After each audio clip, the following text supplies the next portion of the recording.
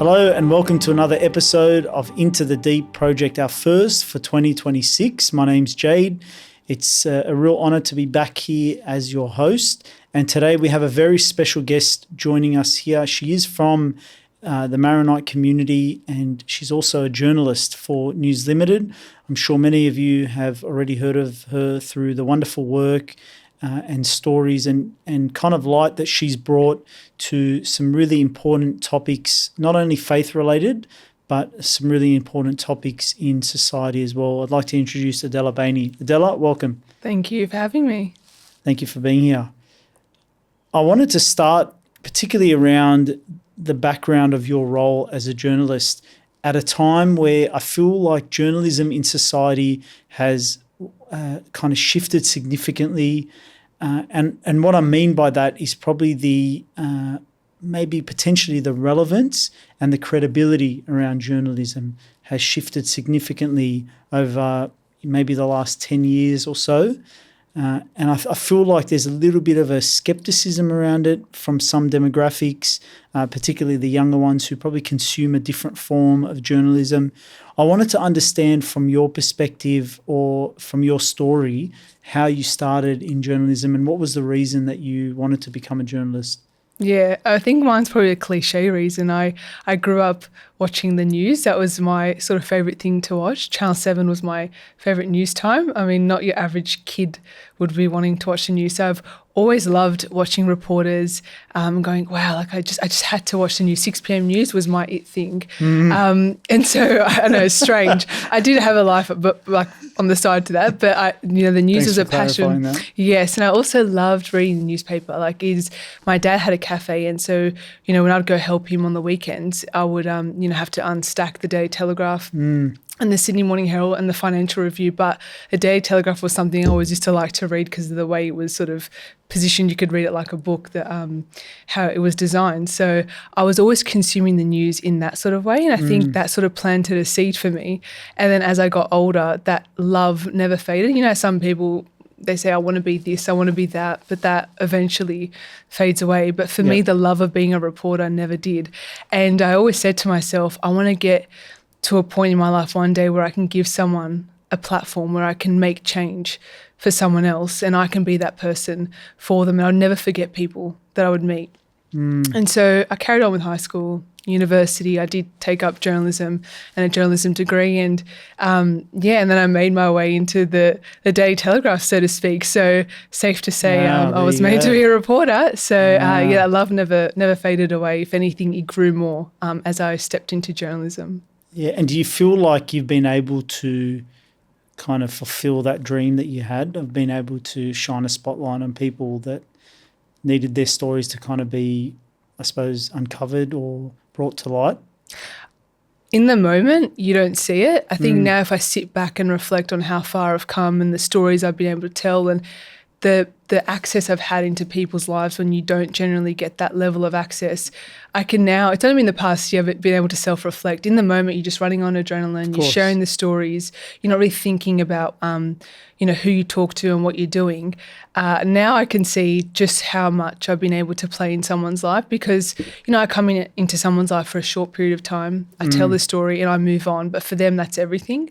And so I can see where God's used me in someone's life, in the smallest story to the biggest story, whether it's being able to just comfort them, listen to them, have their stories heard and then told. That's been an absolute sort of, I guess, privilege, so to speak. So I've had so many stories where I can say I've changed, through God's grace, I've been able to have an impact in their life and hopefully, be that face for Jesus for them indirectly or directly. So, I can safely say we have that position that we shouldn't take for granted as journalists where we can have the power to change someone's life. Yeah, I want to get on we'll talk about the faith aspects shortly, but I want to continue on that path about the ability to change people's life. I feel like that's something that's been kind of overlooked a lot or maybe not considered as much for people generally because of what they read in the media, and it can generally be a little bit more negative or kind of talking about things where people are being exposed in a bad way, or they're being criticised, or, whatever it is. But I find it really interesting that you speak about particularly faith and God working through the vocation of journalism. Can you talk to us a little bit more about how you've seen that come out in play through the work that you've done? I think with any vocation, it's a double-edged sword. There's good and bad in everything. And so when we can use something for the better and for the good, that's where you can make change. So for me as a journalist and the stuff I've done, I think the biggest sort of point in my life where I can say we've used it for the better is my investigation into the suicides in our Australian Defence Force, which came about just because by chance I was actually on a Sunday shift. So it's a shift that not many people want to be on. I was just starting out. And so now I can look back and see where God's hand was in it. But at the time you just sort of like, oh, okay, like I'm on a Sunday shift. And, we were told we had to find another family who's lost someone to suicide because we had just launched sort of a front page on it. And so it was like, look for a family, find a family within that same day deadline.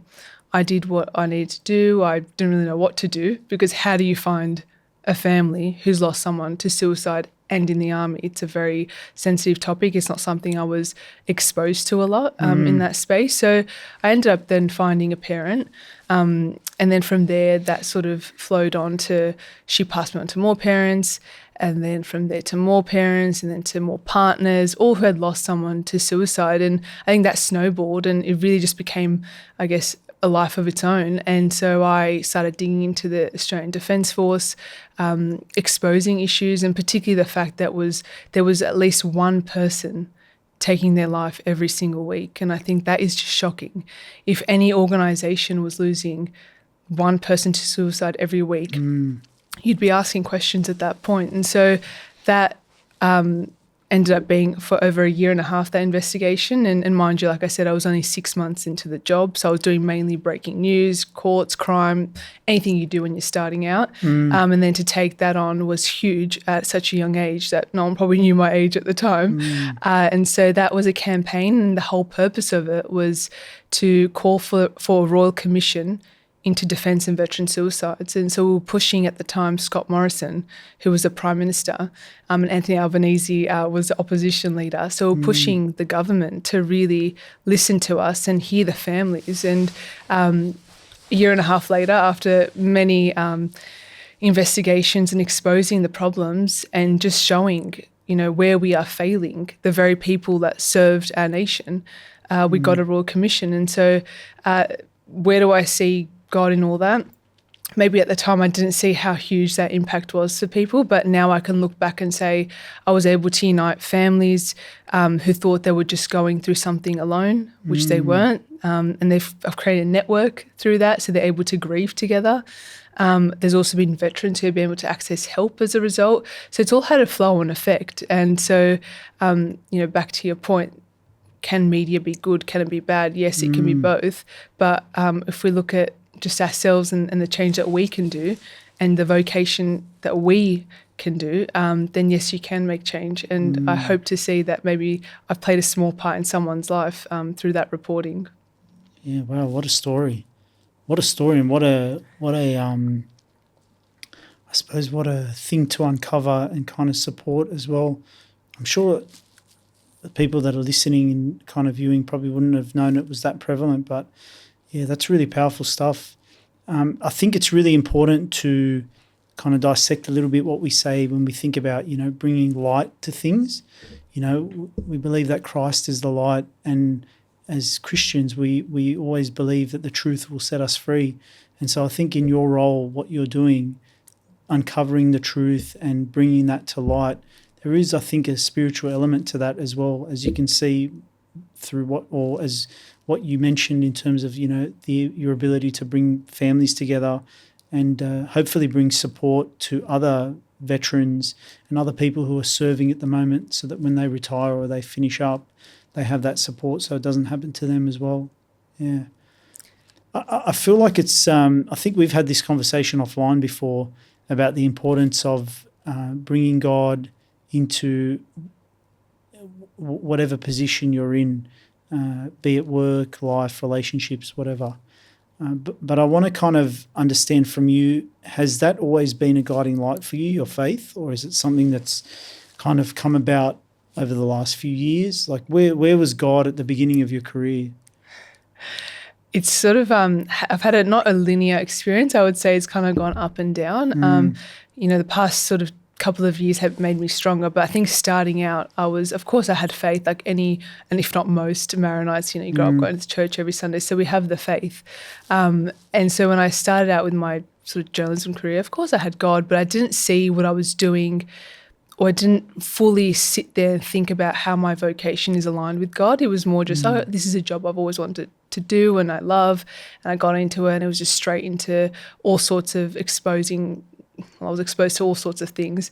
When I'm out there, I'm like, first week I was seeing a dead body kind of thing. So it's stuff that you don't really process. So was God there? Of course he was there, but did I know God was there? Probably not. Maybe because I didn't really put aside time for my faith or really think, how can I be God's instrument? And so I think for me, when I started reporting on the suicides, that was a very pivotal moment for me. Not that I grew closer to my faith. If anything, I actually was led down a very dark sort of path mentally. I was sort of dealing at such a young age with, I guess, people that were in desperation, people who have lost someone to suicide, people who were suicidal. And I even remember one instance where, it got too much into the reporting. I had taken then a holiday to Lebanon for a month, and I came back and I thought, this is getting a lot. I don't know if I can handle it, but I don't want to let them down. I really do see myself as playing a role in getting change. I really believed the cause, and I still do. And so I had this one woman who was a veteran herself, and I remember her sending me a message one Saturday, and she was saying to me, I had known her for the past few months, and she had a horrific story. She was horrifically raped inside the army, and she was my mum's age, so sure we didn't know she's talking to someone probably her daughter's age, which didn't really matter at that point. But she sent me a message on a Saturday. I remember where I was sitting at home, and I was actually about to get ready for a friend's birthday, and she goes to me. Essentially, she was going to commit suicide, but she wanted me to be the last person she spoke to. And I just froze. I didn't know what to do. It was either take the call and she suicides, or I don't take the call and she will also suicide. And to be put in that sort of position, you don't know what to do.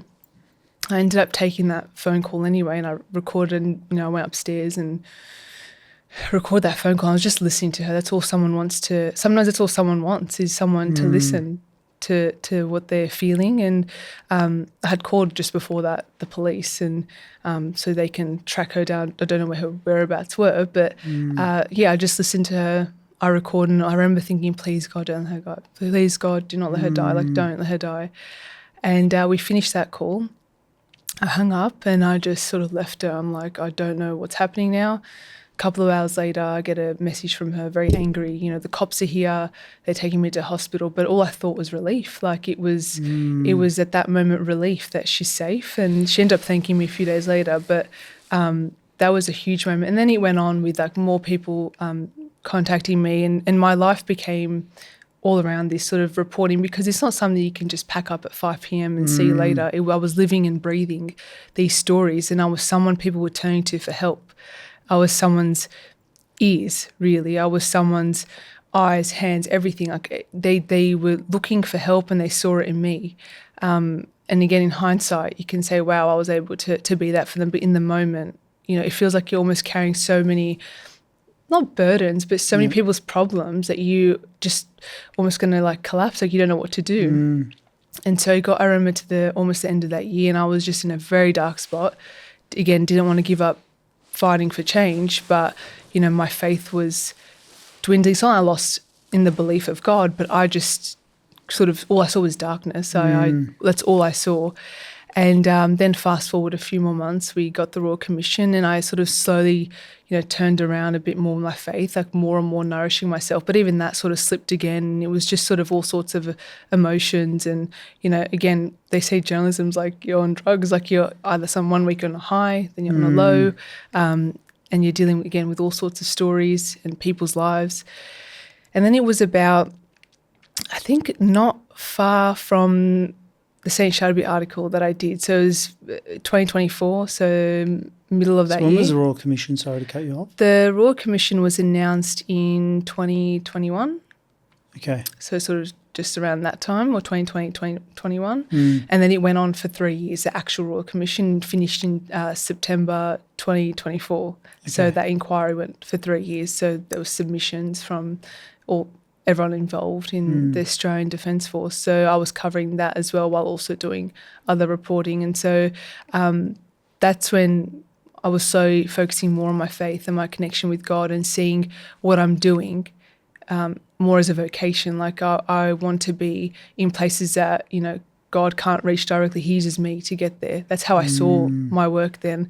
And once I sort of started shifting that perspective, seeing what I do as an opportunity to be the face of Christ in the stories I tell, in the people I encounter, that's when things started changing. I started focusing more on how can I, first of all, nourish my faith so that I can give to other people. You can't give when you've got nothing. So I need to feed myself so I can feed others. And so so mid-2024, I really started focusing on my faith more, just me and God. It's almost like I went into hiding, so to speak. Just went to work and came back home. But I really started putting God first in all that I do. And then from there, I think things started changing. Or actually not, I think things did start changing.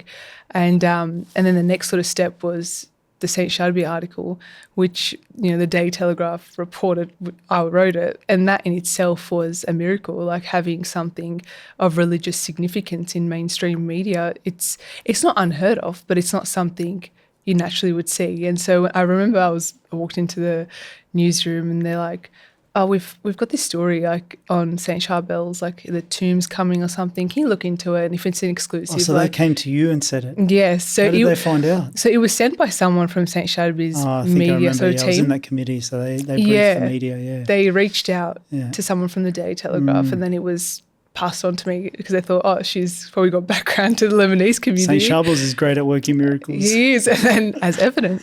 And so, I was passed on the story and I thought, wow, this feels so good to write about something that, you know, has my faith intertwined and our community. And so, I wrote about the tomb procession and that progressed and that obviously got a lot of attention from our community. And from there, I guess things started picking up for me personally with my faith and seeing how much power God has anywhere and everywhere.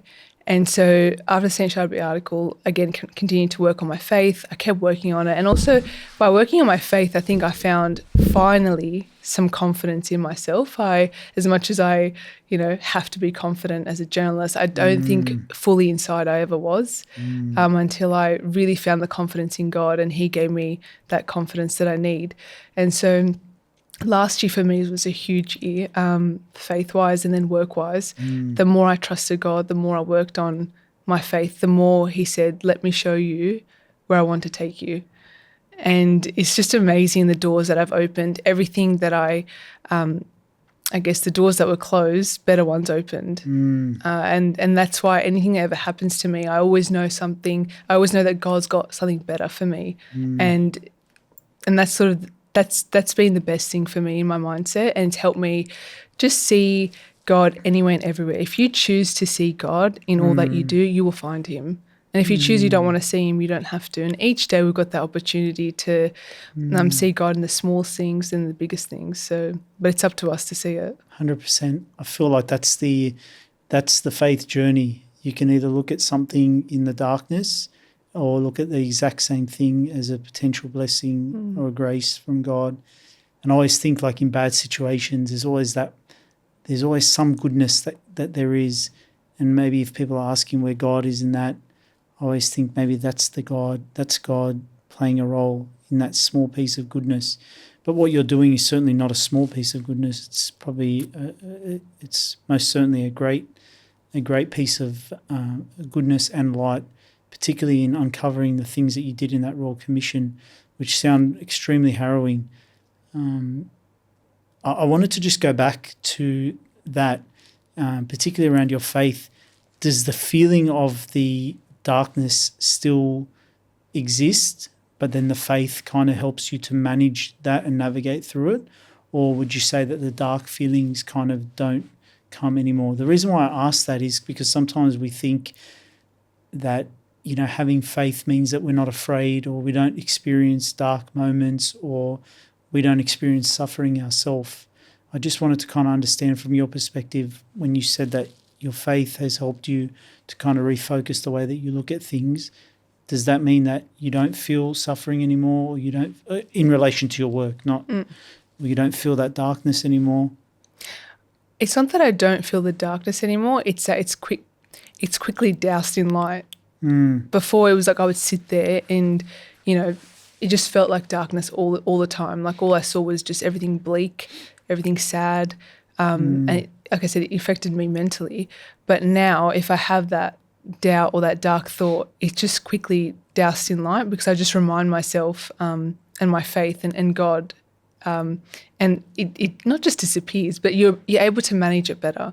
I think it's almost like seeing it as a tool, like your faith. And but the more you cover yourself in light, the less there's room to have darkness. So it's not like it doesn't exist. There's just less room for it. So, but we can't take away the darkness ever fully. We can't.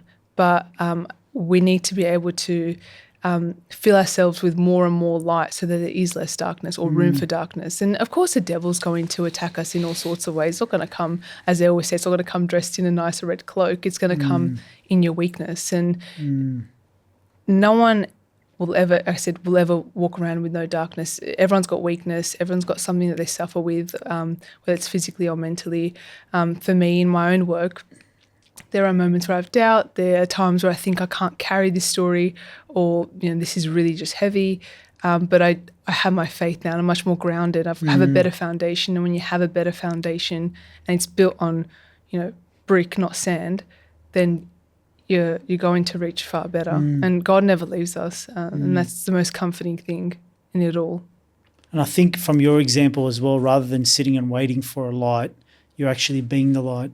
Like I like what you said, that you felt as though you understood more why God had kind of chosen you to be in this vocation, to kind of speak on behalf of the people that maybe couldn't speak. And so in that way, rather than sitting and waiting for light, you're actually being a light. You're actually being the hands and the feet of God by moving towards those situations that may be scary or dark, by uncovering those moments and bringing light to them in some way. So I think I feel like that's a really inspiring and encouraging kind of posture to be in, rather than sitting and waiting to take that leap forward and be the light, see how you can make a difference. And I feel like you're doing that in your career. Just going forward, so I want to talk more about the Saint Charbel's article, because I feel like that whole moment was really, really special, and I want to just spend a little bit of time on it, particularly around what I said at the beginning around some of the perception around media and journalism, and I think there is a view at times, particularly around faith-related things, around Christian-related faith matters, that sometimes it doesn't get the coverage, the positive coverage that it deserves. And of course I don't need to bring up some of the negative things that have happened over the years. I'm sure many people understand it, but I think for the faithful at times we kind of feel like there's so much good that is coming out of faith, but yet the mainstream media don't really cover it, and if they do, it's always tainted in, bringing up things that have happened in the past that haven't been good, to say the least. But then this Saint Charbel's article was such you said it was a miracle, and I believe, and I think Saint Charbel's intercession really played a role in that. But it was such a special article because that moment for the faithful, not only the Maronite community but the wider Catholic Church, was such a huge moment, such a holy moment as well. Talk to us a little bit about, if you can, the reaction to that post, you writing that article, and that whole time where, for those who don't know what we may be referring to, when we say that we had the tomb of Saint Charbel come to Australia in 2024. For some background, a tomb came from Lebanon. It was which contained the replica body of Saint Charbel wearing an actual cassock, so the gown that he wore, which clothed the replica body, and in the body was a first-class relic of his bone, so his actual bone. And the significance for the order was it was the 50-year jubilee of the inception of the monastery of Saint Charbel here in Punchbowl. So it was a very special occasion, and also for even more celebration and joy, that is the only tomb outside of Anea in Lebanon of its kind anywhere in the world, and it's contained here at Saint Charbel. So if you haven't visited it already, you're more than welcome to come. It's always kind of exposed in the annex next door to the church. But I just wanted to explain that before we continue going on, just in case there's anyone listening or hearing that may not be aware of what we're referring to. But I wanted to just delve deeper, Adella, just to understand from your perspective how that story has kind of shifted your career. I'd like to sort of put it simply, that story I felt like put me on a map in the Lebanese community. That was the sort of first thing. But to answer how the reaction in general was to the article, speaking just from the newsroom kind of perspective, that was one of the highest read articles I remember at the time of that week. You know, you're competing amongst the biggest stories of Sydney, and to think so many people read that, like it was, I remember thinking it was huge, and I thought, wow, like there is interest in this. Were you able to get demographic data? Sorry to cut you off. I mean, I can look back and get that demographic data, at the time, but at the time, not the demographic, but I do remember thinking even on the first day it was published, 50,000. 50,000. Wow. You know how huge that is? Like, what would an average article get, say? You can like if it's a big story, for example. 20,000. If it's continually updated with, you know, you can go to 50, 60, but it has to be a huge story. An average story sits between 5 to 20,000. So this got 50,000 views in 24 hours? Or? Yeah, and I remember thinking, because it was exclusive, so we were able to publish it first ahead of everyone. I remember thinking, wow, that tells me and should tell the media that people do care about this. People are interested. Maybe it's the Lebanese, maybe it's not, but people are interested. So it was actually, it's almost like I took comfort in that. Power of the Maronites. Yes. That's right.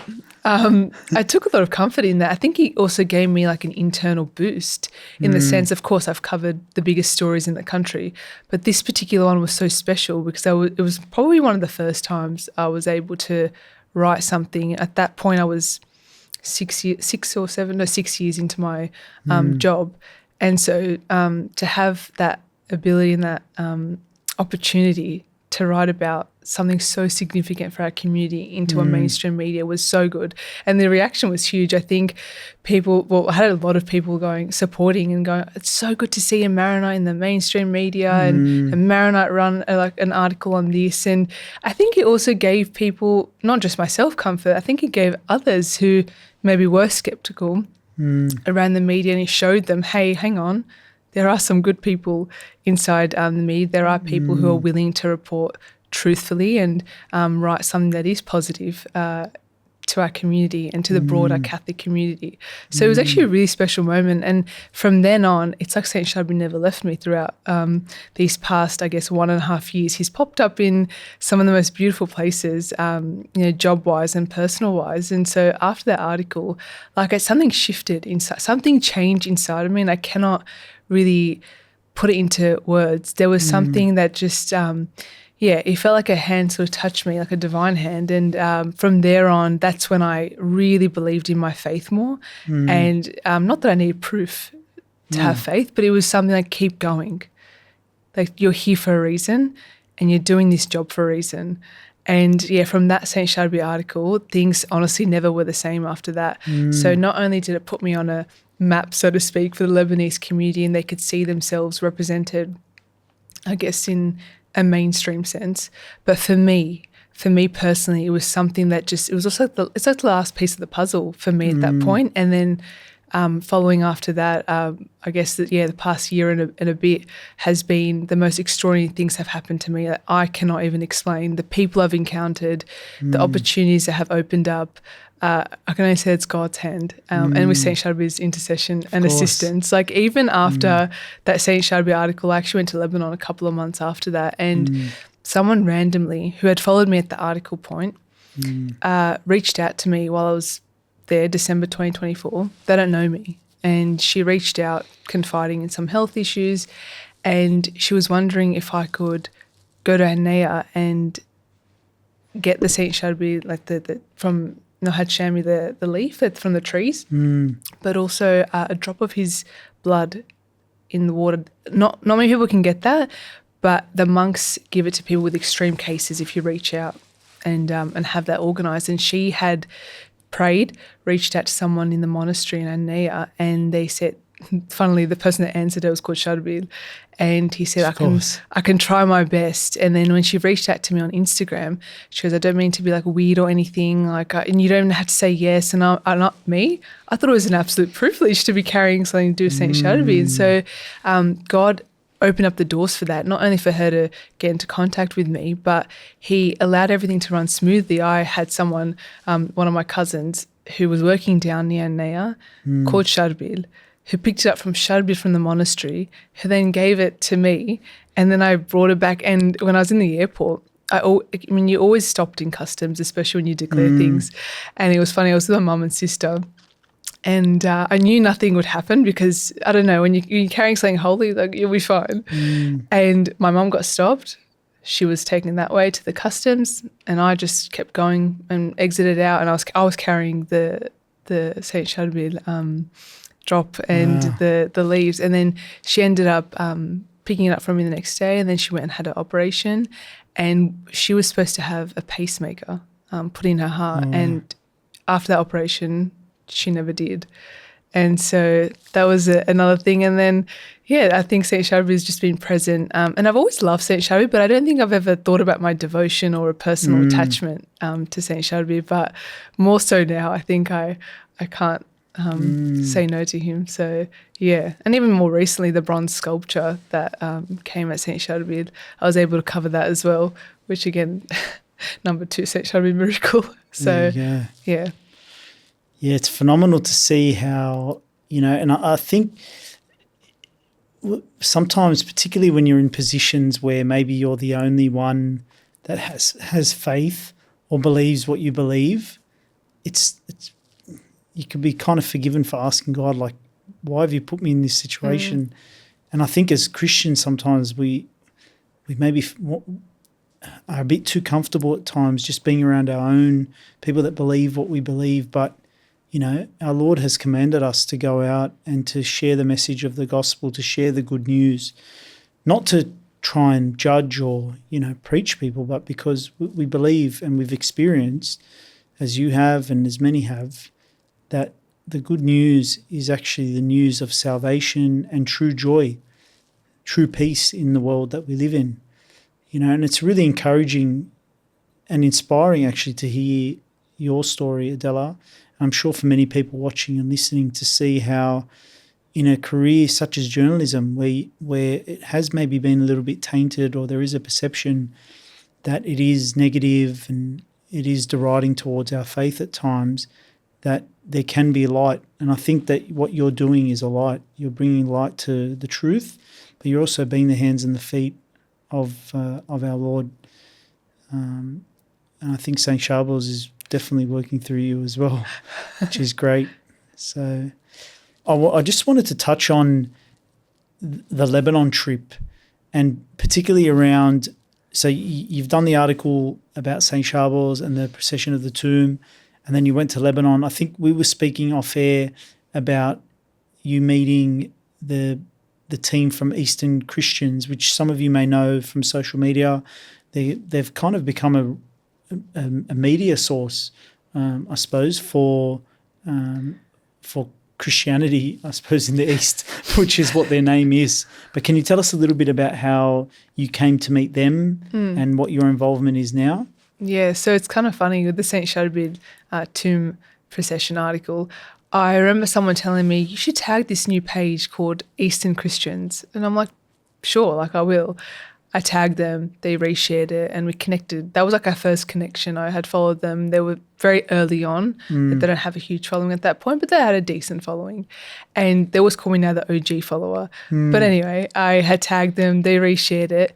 And from there, I was tagging them here and there in some things that I thought might be relevant to sort of their content. And then last year, when they were, or even just before that, actually just after the Saint Charbel tomb procession, they were bombing the south of Lebanon. And with our sort of media, we have access to photos from all around the world. And I remember looking at the photos that were coming through from the south of Lebanon, particularly the churches that were being bombed. And I thought, I think this could help them, like with their content. They were reporting a little bit on it and the situation. And so I sent them these professional photos. I said, just make sure you credit and I can write you a little caption. And mind you, I don't know who I was talking to. I was just talking to the Eastern Christians page. There was no faces to know who the heck I was talking to. And so I sent them these photos. They were posting it for their content and they were crediting me and then the photographer. And again, that sort of relationship developed. I went to Lebanon, but I didn't meet them at that point. And then last year, anything I saw to do with the Middle East and the Christians, I would send through. And then he got to the point, I think around maybe April, something around that time. I think it was Easter. And I've seen the professional photos of how Easter was being celebrated in the Holy Land, in Lebanon, all that sort of stuff. And I sent them that. And then I remember, now I know it was Charbel, who was one of the founders. Another Charbel, there we go. He goes, can you send me this on WhatsApp? And I'm like, yeah, sure. So I started sending him all these photos. And he said, when you come to Lebanon, we have to meet up in person. I go, I would love that. I'll be there in August. And so I went last year in August to Lebanon, and maybe like I was doing the first 2 weeks. I was looking after a group for the Maronite Academy. So I was the coordinator for the Australian group. And I thought after that, I'm still in Lebanon for another 3 weeks. I'll meet up with them at that point. And even meeting them in person was God. So I had, the last Australian had left. I had to wait until the very end for the Australian to leave, where we were staying in the Kaslik near Journey. And I had a relative come pick me up from the Kaslik. Again, the car. Look, I'm thinking I think I speak pretty good Arabic, but clearly not at that point. And I remember turning to him, I go, because we have a 2-hour drive to the north where we stay in Jade in the mountains. And I said village? Mum's from Barosha. Oh, okay. Yeah, so we stayed to Mum's village. Yeah, near Bakafra, where my Charbel was born. And so I turned to my relative and I said to him, just along the way, can you stop in Arabic? Can you stop me somewhere to get ahwi Lebanese coffee, like for Taitan Jaddo? He goes, yeah, of course. Maybe 2 minutes after I said that, we pull up and I'm like, oh, that was really quick. He gets out and I look at the sign. I'm like, that's Starbucks. Oh my gosh, he thinks I want coffee. So I felt so embarrassed and I get out. And this is how God works. So we go into Starbucks and I just started laughing. I go, oh my gosh, this is not what I meant. He goes, khalas, we're here. Let's get coffee. I go in and who do I see? No. I see the Eastern Christians boys and I just recognize them straight away. The two twins, they're very tall, and at that point they had been a little bit in media, so I had seen their faces. And I started laughing. Where was this? Starbucks in Journey. Okay. So it wasn't even, and I had never, in all these trips I've ever been to, I've actually never been to that one. So it's just funny. And then I walk in, I start laughing. I go, which one of you Charbel? Because they look identical. And he goes, oh, me. I'm like, I'm Adella. And he just starts laughing. We sit down, we have a coffee. My relative has to just sit there and listen to us just laugh at the coincidence. And yeah, then we ended up meeting each other properly the following week at their family restaurant. And from there, something just clicked with the three of us and we connected so much, and I could see their mission. It was such a godly mission. And then I knew why God had placed me in their life and placed them in my life. And it's like I found there a new calling on top of my already existing job, but God had put me in their life for a reason, and I started to uncover that more and more when I came back. And then so ever since then, it's been predominantly the three of us just trying to build this into a, beyond Instagram, an actual formal sort of digital media platform like you would find with any media company. But God's hand has been all over it. And so that's been my involvement. We've been working together to build the foundation for what we see as an everlasting mission. And it's not a mission for me or them, it's a mission for all of us and something much higher. What is the mission? the mission is beyond showing the Eastern Christians. It's the spreading God's word and spreading our faith across the world. And with the Eastern Christians, though, it's showing that we do exist. Eastern Christians, we're not just in the Middle East, but also with the diaspora. We exist. There is faith, and keeping our roots and keeping us alive as well. Like, and of course, our faith will never die, but it's giving us a new avenue. Like, I think of, it's almost like the new millennial saints. It's a way to get to the faithful through the digital way. 100%. Yeah, that's phenomenal. Who would have thought that when they said follow the star, they meant go to Starbucks? There you go. Takes on a new meaning now. There you go. Wow, that's phenomenal. Yeah. So I understand they have a function coming up very shortly. Yes. At the end of February. Yes, at the end of February, we've got our first fundraiser dinner. So all the money raised will help in expanding this mission to make sure it's sustainable, and also to reach people more beyond the Instagram. Like I said, we're building the foundation, so it's built on bricks, not sand, as I mentioned earlier. So this fundraiser, Gospel of Matthew. Yeah. So this fundraiser is huge, and we're having our very own Bishop Saint Charbel attend, the Melkite bishops and the Orthodox. So it's a representation of the Eastern Christians, and it should be a beautiful night. Like I said, for something higher than us. This is not for me or for them or for you or anyone. It's for something much higher than God. Of course. And once again, I think it's bringing light to the situation in the Middle East, particularly for Christians as well. And a great opportunity. I think sometimes we, because of our own kind of lives that we live, I know particularly the Lebanese community here is always thinking about Lebanon, but when you see it in pictures, when you see it in digital form, I think it opens your eyes a little bit more as well. And I always think that those things can be an opportunity to help us keep it front of mind, so then we can pray for those people that need it. And not only that, also to celebrate the beauty of Christianity in the Middle East as well, which, as you said, there's a perception or sometimes a misperception that there isn't Christianity in the Middle East as well. So that's a wonderful thing. How can they find out about the tickets for that event? You can contact me through my Instagram page. I have all the details and the flyers. Adella Beaini. How do you spell that? Adella, and then Beaini, Beaini. There you go. You heard it first. So hopefully we'll see many of you at this event at the end of February. Adella, it's been wonderful having you on. I've certainly learned a lot, and I really want to, and I'm sure all of our viewers and listeners would say the same thing, just to encourage you to continue on this mission, to continue, asking God where He wants to lead you, because what you're doing is extremely valuable, not only to us, but I'm sure for the kingdom of God as well. So God bless you, Adella. Thank you very much for joining us, and thank you all for listening and viewing us on this latest episode of Into the Deep project. We look forward to being with you very shortly for our next episode. God bless you, and thank you.